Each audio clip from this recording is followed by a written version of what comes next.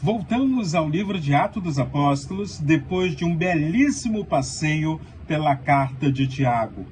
Agora, nós estamos vendo uma igreja que está sendo perseguida, maltratada e muitas vezes tendo martírio. Herodes agora, para agradar os judeus, o que ele faz? Vamos matar os cristãos.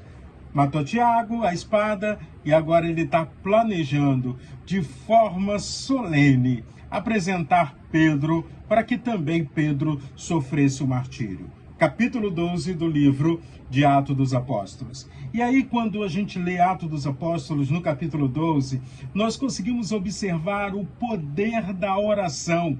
E não só o poder da oração, mas a manifestação do milagre de Deus na vida de Pedro, porque Deus tinha uma missão para Pedro. Havia muita coisa que precisava ser feito ainda, e Deus tinha um propósito. Por isso, Deus, de forma milagrosa, libertou Pedro da prisão.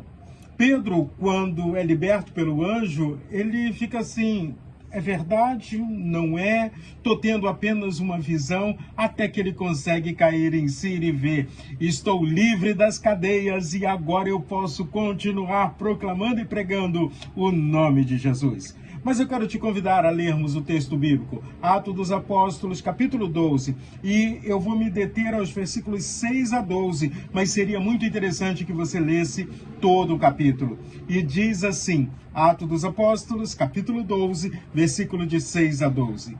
Na noite anterior, ao dia em que Herodes ia apresentá-lo ao povo, Pedro dormia entre dois soldados, preso com duas correntes. Sentinelas junto à porta guardavam a prisão. Eis, porém, que sobreveio um anjo do Senhor, e uma luz iluminou a prisão. O anjo tocou no lado de Pedro e o despertou, dizendo: levanta-se depressa. Então as correntes caíram das mãos de Pedro. E aí então o anjo continuou: coloque o cinto e calce as sandálias. E ele assim o fez. O anjo lhe disse mais: ponha a capa e siga-me. Então, saindo, Pedro o seguia, não sabendo se era real o que estava sendo feito pelo anjo. Ele pensava que era uma visão. Depois de terem passado o primeiro e o segundo sentinela, chegaram ao portão de ferro que dava para a cidade, o qual se abriu automaticamente. E saindo, enveredaram por uma rua, e logo adiante o anjo se afastou dele.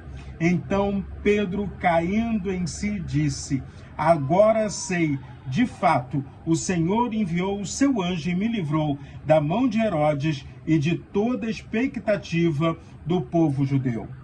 Ao dar conta disso, Pedro resolveu ir à casa de Maria, mãe de João, também chamado Marcos, onde muitas pessoas estavam congregadas e oravam.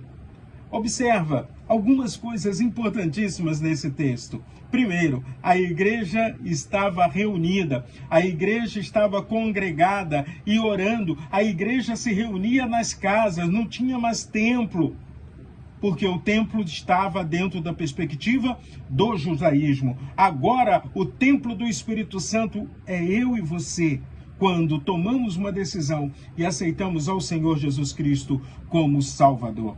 O milagre de Deus é real. Muitas vezes na nossa caminhada ficamos que nem Pedro, ficamos ainda em dúvida, será de verdade que está acontecendo ou não? Passamos tanto tempo orando, pedimos para a igreja orar e muitas vezes não acreditamos na manifestação da resposta do poder de Deus.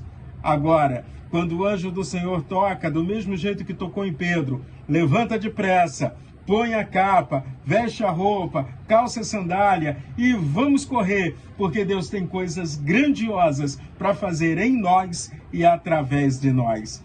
Um outro detalhe que eu achei super interessante: ali Deus já mostrou a possibilidade do portão automático. Hoje em dia a gente toca num aparelhozinho quando a gente vem de carro e o portão já se abre da garagem da sua casa ou do prédio que você mora.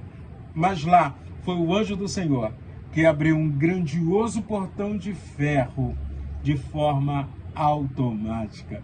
O poder de Deus é tremendo, o poder de Deus é grandioso. Então, creia no milagre de Deus, se ponha à disposição do Senhor e não perca o sono, mesmo sabendo que amanhã você pode sofrer o martírio. Afinal de contas, Pedro estava dormindo, mesmo sabendo que no dia seguinte ele poderia ser assassinado por Herodes. Que possamos caminhar confiando no Senhor e seguro, porque Deus é tremendo e cuida de cada um de nós. Seu dia seja maravilhoso, em nome de Cristo Jesus.